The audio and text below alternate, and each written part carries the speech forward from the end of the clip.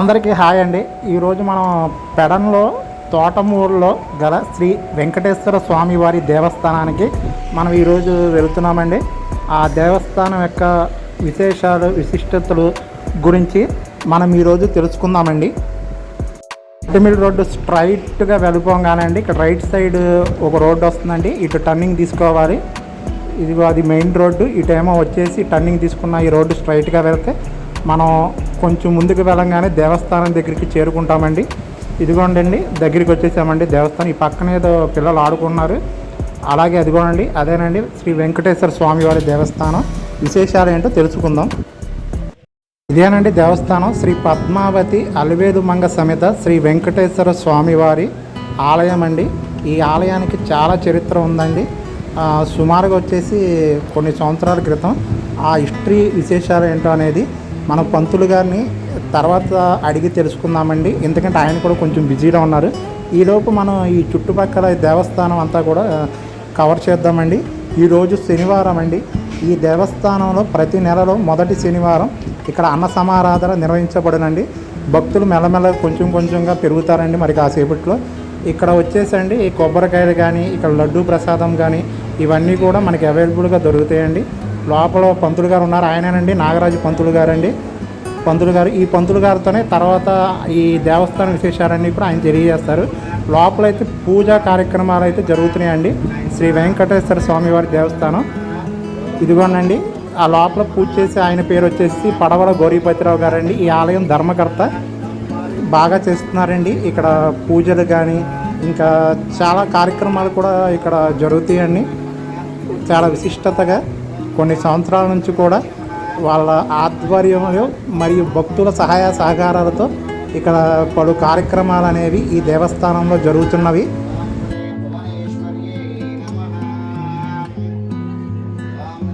ఇక్కడ లేడీస్ అందరూ కూడా స్వామివారి దర్శనం చేసుకుని ప్రశాంతంగా ఇక్కడ కూర్చున్నారండి. ఇది చుట్టుప్రక్కల ప్రాంగణం అండి శ్రీ వెంకటేశ్వర స్వామివారి దేవస్థానానికి. ఇక్కడ వచ్చేసి విఘ్నేశ్వరుడిది ఉందండి. అలాగే కొంచెం ముందుకు వెళ్ళి వెనక వైపు తిరంగంగానే ఇటు పక్కన వచ్చేసి శ్రీకృష్ణుల వారిది ఉందండి. ఇక్కడ ఓం నమో వెంకటేశాయ నమః. అలాగే ఇదంతా కూడా ఇటు పక్కన ప్రాంగణం అండి. ఈ చుట్టుపక్కల మరి కాసేపట్లో ఈ ప్రాంగణం అంతా కూడా భక్తులతో కిటకిటలాడుతుందండి. ఇక్కడ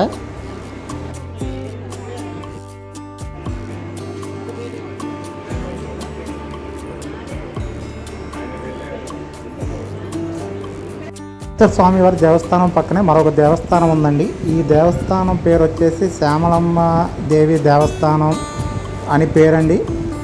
ఇక్కడ విశేషాలు ఏంటో ఆవిడ మాటల ద్వారా మనం అక్కడ కూర్చున్నారండి. ఆవిడ మాటల ద్వారా తెలుసుకుందాం.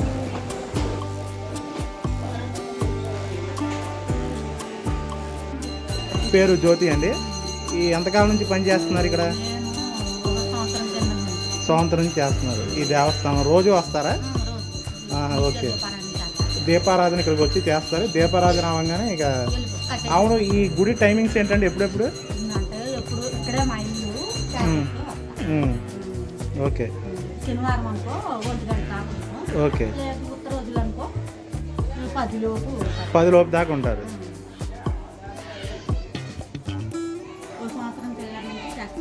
ఒక సంవత్సరం. ఓకే.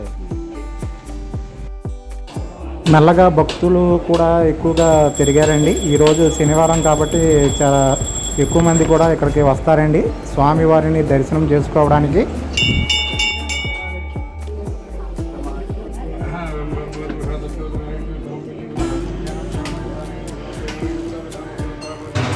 లోపల స్వామివారి హారతి ఇస్తున్నారండి. వెంకటేశ్వర స్వామివారి ఇప్పుడు ఈ హారత భక్తులందరికీ కూడా పంతులు గారు ఇస్తున్నారండి. నేను కూడా కళ్ళకి అద్దుకున్నాను, స్వామివారి దర్శనం చేసుకున్నాను. ఇదిగోండి చూశారు కదా, జనమంతా కూడా వస్తున్నారు.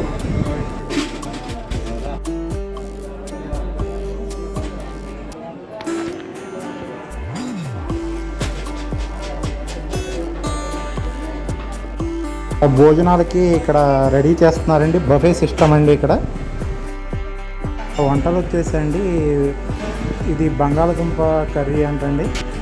అలాగే రసం అండి. ఇక్కడ రసం కూడా చాలా బాగుంది. అలాగే అరటికాయ వేపుడు అండి. ఇటు పక్కన వచ్చేసి ఇవన్నీ కూడా వంట చేసే శాల అండి, లోపల వంటశాల. ఈ పైన వచ్చేసి ఈ డేషాల్లో వచ్చేసండి వేడి వేడి వెజిటేబుల్ పలావ్ అండి. ఈరోజు మనం ప్రసాదంగా ఇక్కడ స్వీకరిస్తారండి. భక్తులు అందరూ కూడా చాలా బాగా చేస్తున్నారండి వంటలు కూడా. ఇక్కడ వంటలు ఇవి కానీ ఈ గుళ్ళు వస్తాయి ఉండి ఇక్కడ చేస్తూ ఉంటారు అన్నమాట వంట కార్యక్రమాలు ఇవన్నీ. ఇక్కడ భోజనాల ఏర్పాట్లకి ప్లేట్స్, స్టీల్ ప్లేట్స్ అన్నీ కూడా ఇక్కడ పెడుతున్నారండి. పలావ్ని కూడా మొత్తం కలుపుతున్నారండి. ఇది ఫస్ట్గా కలుపుతేనే కదా మొత్తం కవర్ అయ్యేది. ఆ కలిపే ఆయనండి ఆలయ ధర్మకర్త పడవల గోరీపతిరావు గారండి. వాటర్ గ్లాసులో వాటర్ కూడా రెడీ చేస్తున్నారండి. ఇక భోజనాలు స్టార్ట్ అవ్వడానికి సిద్ధంగా ఉన్నాయి. అలాగే ఇక్కడ లోపల పూజా కార్యక్రమాలు హారతి ఇస్తున్నారండి స్వామివారికి. ఇప్పుడు ఆ హారతిని తీసుకొస్తారండి బయటికి భక్తుల దగ్గరికి అండి. అందరూ కూడా ఓం నమో వెంకటేశాయ అని చెప్పేసి మనసులో అనుకుంటున్నారు. అందరూ కూడా ఆ హారతిని కళ్ళకు అద్దుకుంటున్నారండి భక్తులు అందరూ కూడా. బయట గాలి ఎక్కువగా ఉందని చెప్పేసి ఆ హారతిని లోపలికి తీసుకొస్తున్నారండి. భక్తులందరూ కూడా పెరిగారండి. ఇక భోజనాలు రెడీ అవ్వడానికి సిద్ధంగా ఉన్నాయి. చూశారు కదా, భక్త జనం కూడా బాగా వచ్చారు దేవాలయానికి దర్శనం చేసుకోవడానికి.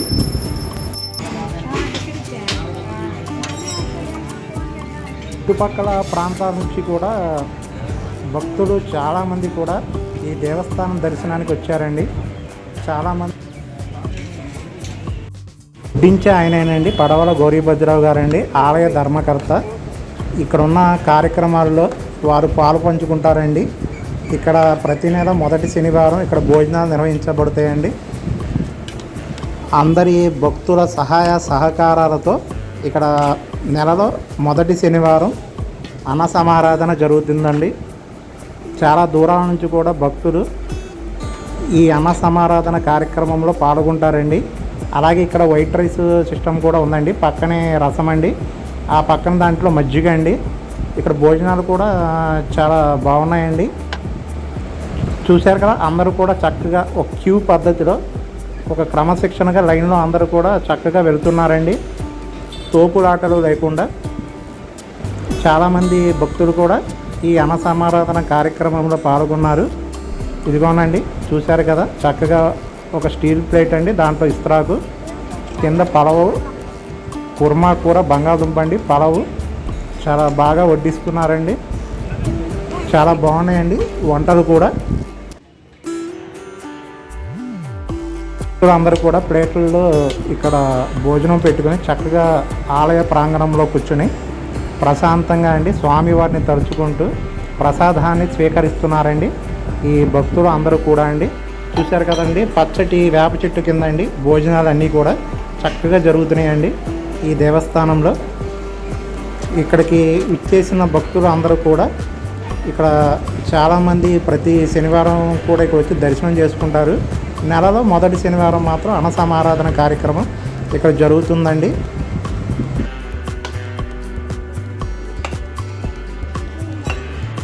ఇక్కడ భోజనం పెట్టుకున్నానండి ప్లేట్లో. భోజనం అయితే చాలా బాగుందండి.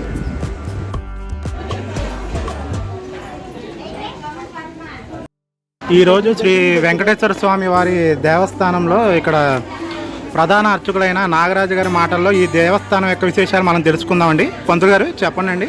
శ్రీ పద్మావతి అలివేలు మంగా సమేత శ్రీ వెంకటేశ్వర స్వామి వారి దేవస్థానం ఇది 2/2/2004 ప్రతిష్ఠించడం జరిగింది భీష్మ ఏకాదశి రోజున. ఆ రోజు నుంచి కూడా ఈ యొక్క పద్మావతి అలివేలు మంగా సమేత శ్రీ వెంకటేశ్వర స్వామి వారి దేవస్థానాన్ని విశేషంగా చాలా దూరాల నుంచి, సుదూర ప్రాంతాల నుంచి భక్తులు సందర్శించుకోవటం, అలాగే తలనీలాలు సమర్పించుకోవటం, ఏదైనా వాళ్ళకి మనసులో కోరిక ఉంటే వారి యొక్క కోరికను పసుపు కొమ్ము హుండీలో వేసి అలా వారి యొక్క మనోవాంఛను స్వామివారికి తెలియజేస్తే అతి త్వరగా వారి యొక్క మనోవాంఛలు నెరవేరుతున్నాయని చెప్పి భక్తుల యొక్క నమ్మకం.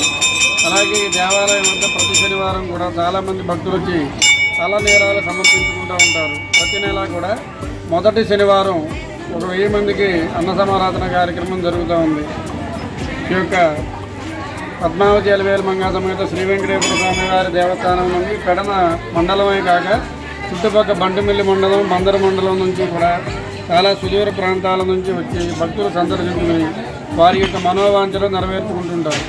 ఈ దేవస్థానానికి భక్తులు వస్తున్నారు కదండి, ఈ చుట్టుపక్కల ఏ ఊరు నుంచి వస్తారు?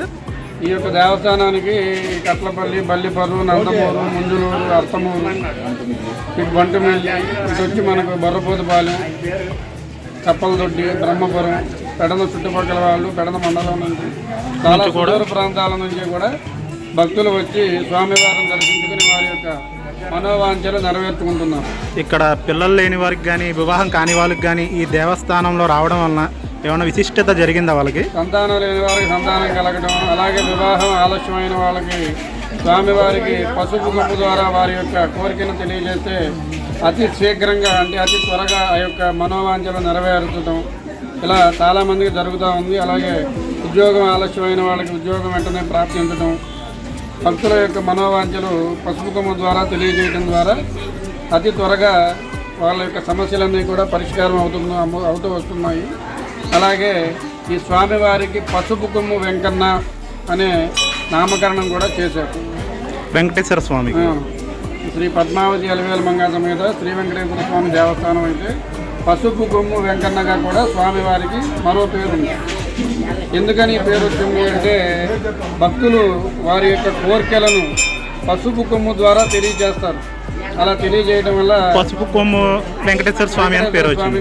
ఈ స్వామి వారికి అలా పసుపు కొమ్ము వెంకన్నగా పేరు వచ్చింది. ఇది ప్రతి వారం కూడా నెలలో మొదటి శనివారం మొదలు పెడుతున్నారు కదండి భోజనాలు. ఇవి ఎప్పటి నుంచి మొదలు పెట్టారు? ఇక్కడ దేవస్థానం ప్రారంభించబడినప్పటి నుంచి 2004 సంవత్సరం నుండి కూడా ప్రతి నెల మొదటి శనివారం అన్న సమారాధన కార్యక్రమం నిర్విరామంగా అప్పటి నుంచే కూడా కొనసాగుతుంది. 28 సంవత్సరాల నుంచి కూడా ప్రతి సంవత్సరం ప్రతి నెల కూడా ఆగకుండా ఈ యొక్క అన్న సమారాధన కార్యక్రమం కొనసాగుతూ ఉంది. తదుపరి భీష్మ ఏకాదశికి 9 రోజులు స్వామివారికి వార్షిక బ్రహ్మోత్సవాన్ని నిర్వహిస్తూ ఉంటాం. ఆ వార్షికోత్సవం అయిన తర్వాత ఒక 10,000 మందికి అన్న సమారాధన చేసుకుంటాం. అలాగే విశేషమైనటువంటి పూజా కార్యక్రమాలు ఏమిటి అంటే ఉగాది, శ్రీరామనవమి, తొలి ఏకాదశి ఆషాఢంలో, శ్రావణ పూర్ణిమకు సామూహిక కుంకుమార్చనలు, కార్తీక మాసంలో, ధనుర్మాసం సంక్రాంతి నెలలో భీష్మ ఏకాదశి, సత్యనారాయణ స్వామి వారి వ్రతం. అంటే వీటి ప్రకారం మొత్తం కూడా ఆ రోజు కార్యక్రమాలు జరుగుతాయి. అన్ని కార్యక్రమాలు కూడా నిర్విరామంగా ఆగకుండా కంటిన్యూగా కొనసాగుతూ వస్తున్నాయి. ఓకే, థ్యాంక్ యూ పంతులు గారు మాకు సహకరించినందుకు, ఇన్ఫర్మేషన్ అంతా కూడా. ఈ వీడియో చూస్తున్న వాళ్ళందరూ కూడా వెంకటేశ్వర స్వామి వారిని అందరూ కూడా దర్శనం చేసుకోండి. అలాగే మరొక పూజారి గారు కూడా ఇక్కడ బాగా చేశారండి కార్యక్రమాన్ని. సో ఈ వీడియో అయితే కంప్లీట్ అయిందండి. అలాగే ఈ వీడియో మీకు నచ్చినట్లయితే ఒక లైక్ అండ్ సబ్స్క్రైబ్ చేయండి. అలాగే షేర్ కూడా చేయండి. అందరూ కూడా ఈ వీడియోని చూస్తారండి. అలాగే అందరికీ కూడా చాలా థ్యాంక్స్ అండి.